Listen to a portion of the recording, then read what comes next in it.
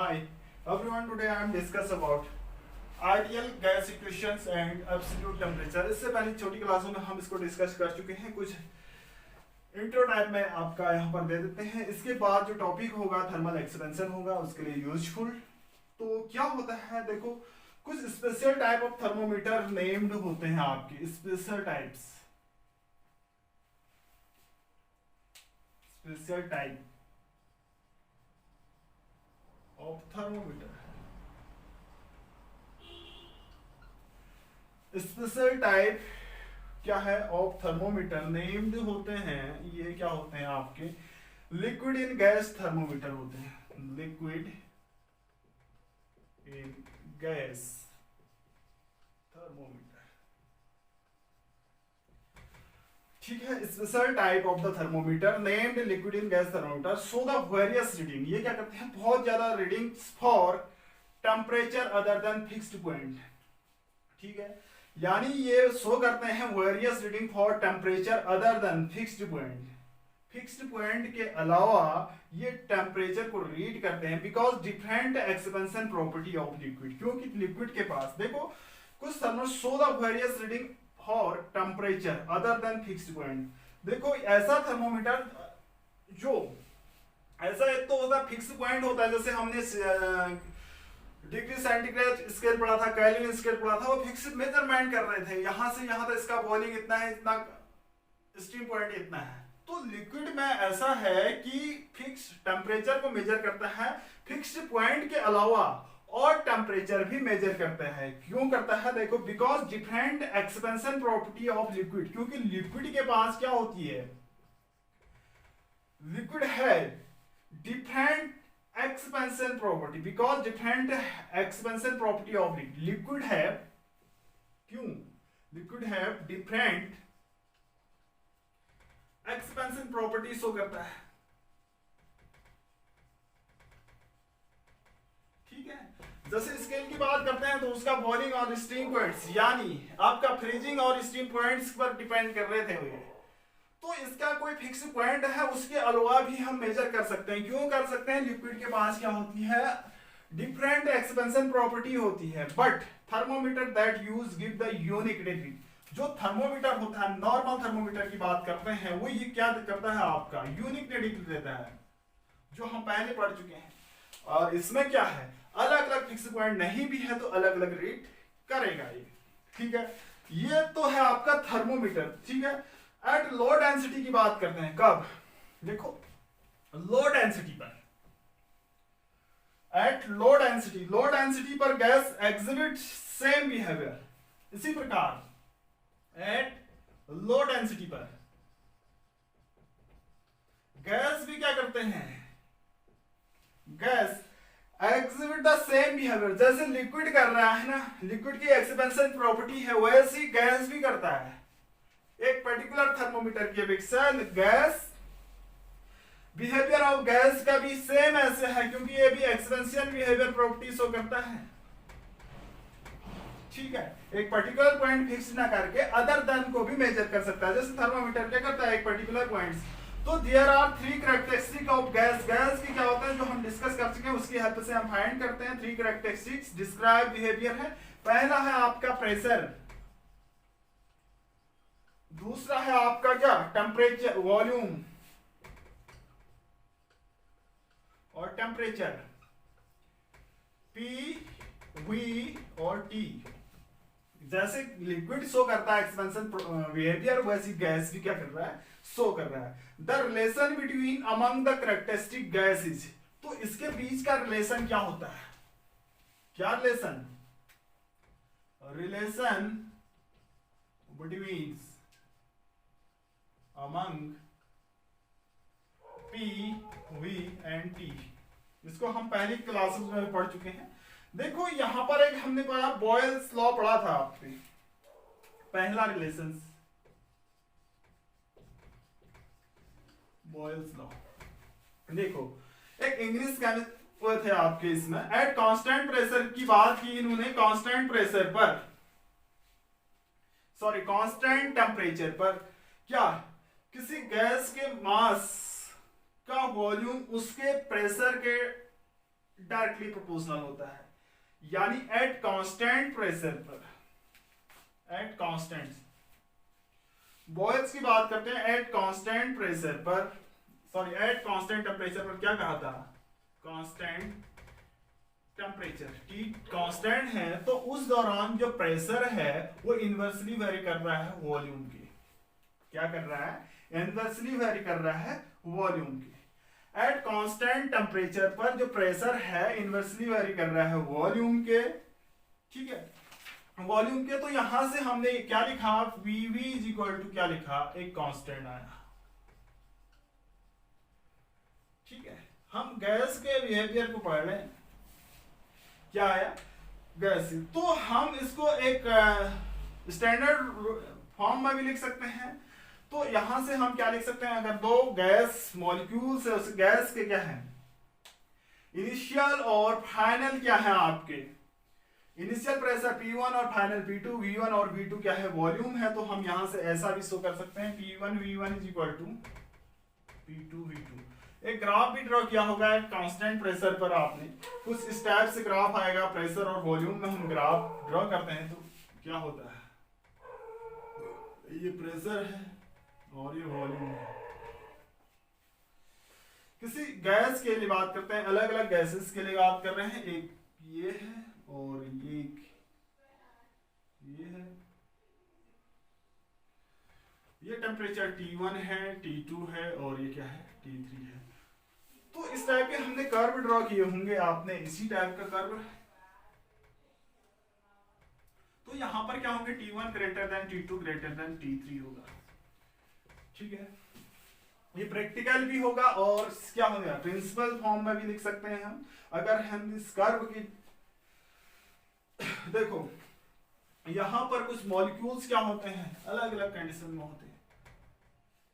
तो ये छोटी बात है, आप ये एक कर्व था आपका प्रेशर और volume for different temperatures. Temperature यहाँ पर T1 है, यहाँ पर T2 है, यहाँ पर T3 है। तो P और V इस टाइप से आएगा।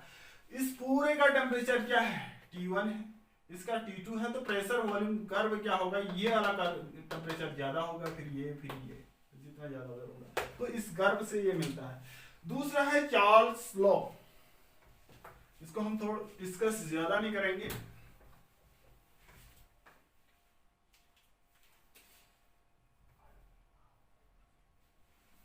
दूसरा हमारा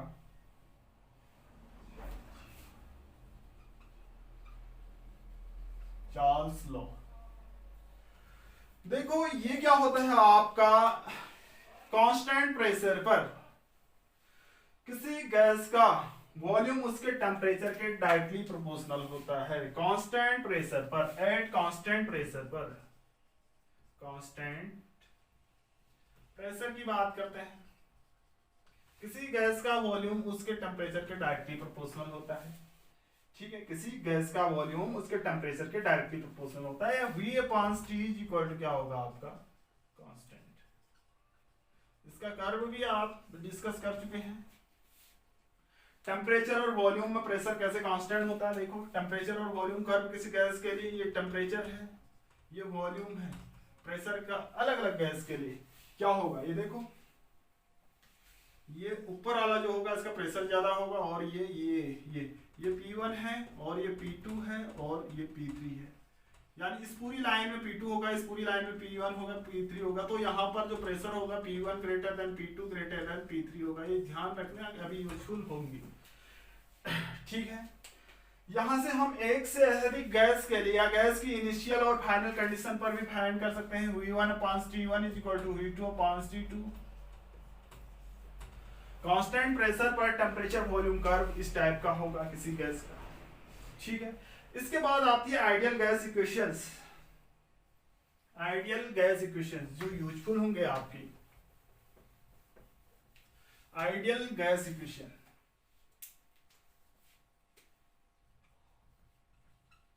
ideal gas equation, ideal gas equation क्या होता है, हाँ, अगर हम ये चार्ल्स और बॉयल्स रूल को कंबाइन करते हैं, चार्ल्स और Boyle rule, Pb is equal to एक था हमारा, Pb is equal to constant और V/T इज इक्वल टू क्या था, कांस्टेंट। अगर हम इसको कंबाइन करते हैं तो वी गेट, हमें क्या मिलता है, इन दोनों को कंबाइन करते हैं तो PV upon T equal to क्या मिला, हमें कांस्टेंट मिला। इन दो इक्वेशनों को कंबाइन करते हैं तो पीवी इक्वल टू कांस्टेंट मिला। For a given quantity of gas, किसी क्वांटिटी गैस के लिए हम ऐसा, दिस लेसन क्या कहलाता है, आइडियल गैस लॉ। इसी लेसन को हम क्या कहते हैं, आइडियल गैस लॉ कहेंगे।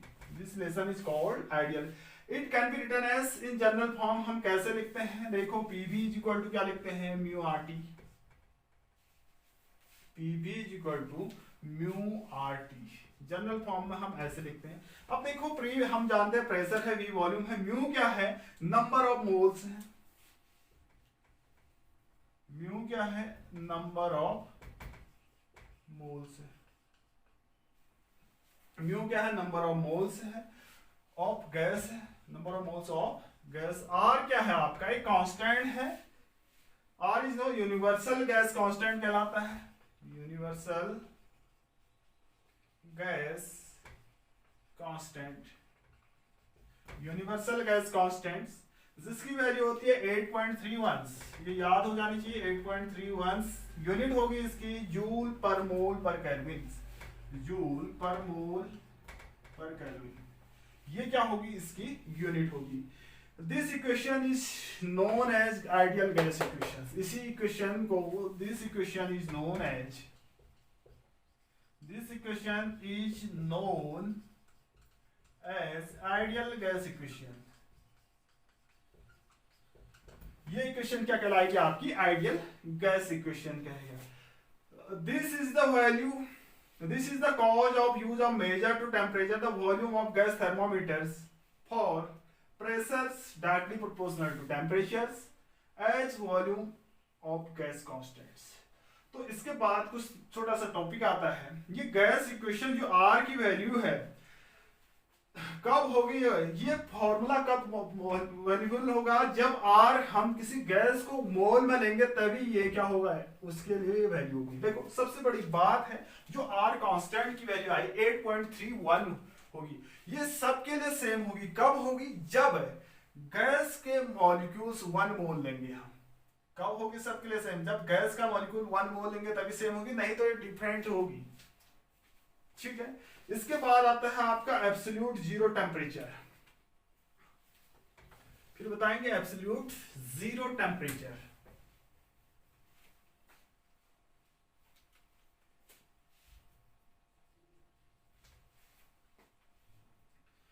एब्सोल्यूट जीरो टेम्परेचर, देखो हम theoretically there is no limit for maximum temperature. हम जैसे थ्योरेटिकल फॉर्म में कह सकते हैं कि मैक्सिमम टेम्परेचर मेजर करने की कोई लिमिट नहीं होती है, लेकिन मिनिमम की होती है। But there is sharp point of minimum temperature that nobody can have the temperature lower than minimum value। तो हम जो टेम्परेचर होता है ना, मिनिमम टेम्परेचर, उससे कम हम मेजर नहीं कर सकते हैं। अधिकतम तो हम कैसे, कोई लिमिट नहीं होती है, जो कम से कम हम क्या करते हैं, मेजर करते हैं, उसके बाद हम मेजर नहीं कर सकते हैं सबसे कम, तो उसको हम कहते हैं एब्सोल्यूट क्या, जीरो टेम्परेचर होती है। -273.15 क्या होती है, डिग्री सेल्सियस होती है। ठीक है, मैंने क्या कहा, there is no limit, maximum limit of temperature, but there is a sharp point of minimum temperature that nobody can have temperature lower than the minimum value of temperature which is known as absolute zero temperature। उससे कम, absolute zero temperature means उस minimum temperature से हम कम major नहीं कर सकते हैं, उससे कम होता ही नहीं है -273.15 डिग्री सेल्सियस से। तो ये क्या है, एब्सोल्यूट जीरो टेम्परेचर है। देखो इसकी के absolute zero temperature from PT graph से शो करता है, इसी को from pressure temperature graph, from pressure temperature graph से कैसे करते हैं, इसको हम प्रेशर टेम्परेचर ग्राफ से शो करते हैं। तो ये क्या होगा आपका, variation of pressure at temperature, pressure P temperature degree Celsius में वेरिएशन कर रहे हैं। अब देखिए ये है आपका पीटी ग्राफ से हम कैसे शो कर सकते हैं। यहां पर टेम्परेचर है डिग्री सेल्सियस, टेम्परेचर है डिग्री सेल्सियस, यहां भी टेम्परेचर है माइनस में डिग्री सेल्सियस। ठीक है, अब देखो ये प्रेशर है वर्टिकली, देखो कैसे हमारे ग्राफ कर रहे हैं, टेम्परेचर एग्जिस्ट, ये टेम्परेचर ऐसे एग्जिस्ट करता है, 0 है, ये 100 है, ये 200 है, ये 273 होगा, -273.15, तो ये ऐसे वेरी करता है, एक कर्व फॉर्म में वेरी कर रहा है आपका। कैसे वेरी कर रहा है, ऐसे -273, अगर स्ट्रेट लाइन को हम पीछे की ओर लाते हैं तो हमने ये भी डिस्कस किया है, बट जीरो टेम्परेचर है, यहाँ पर वॉल्यूम की प्रेशर 0 है, जहां पर प्रेशर 0 है वहां पर क्या है, मिनिमम टेम्परेचर है -273 पॉइंट। देखो हमने इसके जो गैस का जो डेंसिटी है वो क्या होती है, शो कर रही है आपकी PVT, यानी इसके प्रेशर वॉल्यूम टेम्परेचर। यहाँ पर टेम्परेचर हम लिख सकते हैं डिग्री सेल्सियस या केल्विन में भी हम डिनोट कर सकते हैं। ठीक है, तो जो बातें आई थी बॉयल्स और चार्ल्स के अकॉर्डिंग लो डेंसिटी का पर ये फॉलो होती है आपकी। तो इस रूल के हमने एक साथ लिखा गया है, PV अपान किससे लिखा गया है, PV अपान T की हेल्प से लिखा गया है, इक्वल टू कांस्टेंट लिखा गया है, उसी से आया लो डेंसिटी इस पर है ये। ठीक है, तो यहाँ पर एक कांस्टेंट आया था, R आया था, जो और अलग अलग गैस मॉलिक्यूल के लिए अलग अलग होगी, लेकिन जब गैस मॉलिक्यूल्स 1 मोल होंगे तो तब सेम होगा। तो हमने कहा था कांस्टेंट प्रेशर पर, यानी हम कांस्टेंट वॉल्यूम पर जो गैस थर्मोमीटर है प्रेशर के फॉर्म में हम मेजरमेंट करते हैं, यदि प्रेशर और टेम्परेचर के बीच हम कर्व ड्रॉप करते हैं, ये क्या होगा, इसका वॉल्यूम क्या होगा, कांस्टेंट वॉल्यूम पर हमने कर्व ड्रॉ कर रखा है, कांस्टेंट वॉल्यूम पर ये कर्व ड्रॉ हुआ है, कांस्टेंट वॉल्यूम प्लस प्रेशर यहाँ पर 0 है, तो हमें क्या मिलता है, एक लीनियर लाइन मिलती है, स्ट्रेट लाइन मिलती है। ठीक है, जिसका स्लोप है म्यू आर अपान वी, ये PV इज इक्वल टू क्या है, PV is equal to mu R T, P is equal to क्या, यहां से P is equal to mu R upon V, mu R upon V into T, ये क्या है आपका स्लोप है इस लाइन का, म्यू आर अपान वी, या tan थीटा कह सकते हैं, या m कह सकते हैं इसका। ठीक है, तो अगर हम इसको क्या करते हैं, एक लिनियर कर्व को हम पीछे की ओर बढ़ाते हैं तो टेम्परेचर एक फिक्स्ड पॉइंट पर कटती है, ये फिक्स्ड पॉइंट है, फिक्स्ड पॉइंट पर ताप जैसे ही डिक्रीज होता है तो प्रेशर भी क्या हो जाता है, 0 हो जाता है, यानी इसकी वैल्यू जहां पर प्रेशर 0 होता है -273.15 पर पाया जाता है, जिसे हम कहते हैं एब्सोल्यूट जीरो टेम्परेचर। ये क्या होगा आपका एब्सोल्यूट जीरो टेम्परेचर, जहां पर प्रेशर 0 है, यहां पर क्या है, प्रेशर 0 है, एब्सोल्यूट जीरो टेम्परेचर कहेंगे, ये कहेंगे इसको एब्सोल्यूट जीरो टेम्परेचर। ठीक है, ये तो है। देखो इसके अलावा हमने बहुत सारे गैस की बात करते हैं, अगर 1 मॉलिक्यूल्स, मैंने कहा था अलग अलग सभी गैस उसके लिए ये वैल्यू क्या होगी, इतनी होगी, जब गैस के मॉलिक्यूल्स 1 होंगे। दूसरा गैस की क्वेश्चन ये लिख देते हैं, इसका भी यही होगा, तीसरा भी यही होगा, गैस A B C हम लिख सकते हैं। देखो ये गैस A है B है C है, मैंने कहा था जब 1 मोल लेंगे गैस की तो उसका एब्सोल्यूट टेम्परेचर यही होगा।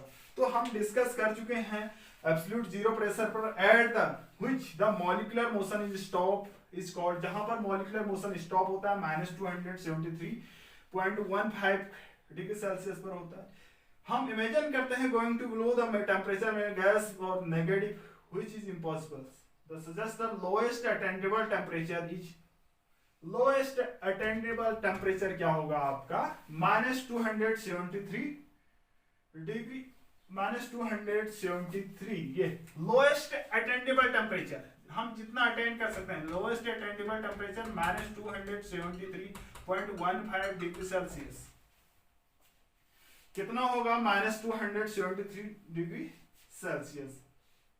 ठीक है, दिस इंप्लाइज दैट, इसको केल्विन में 0 डिग्री सेल्सियस के केल्विन, दिस इंप्लाइज दैट ये क्या होगा आपका 0 डिग्री केल्विन में लिया जाएगा। ठीक है, ये तो है हमारा क्या ideal gas equation absolute temperature. यहां पर प्रेशर 0 होता है, प्रेशर 0 होगा तो वहां पर लोएस्ट अटेंडेबल टेम्परेचर होगा, उसे हम एब्सोल्यूट 0 टेम्परेचर कहते हैं, जिसे की वैल्यू होती है -273.15 डिग्री सेल्सियस।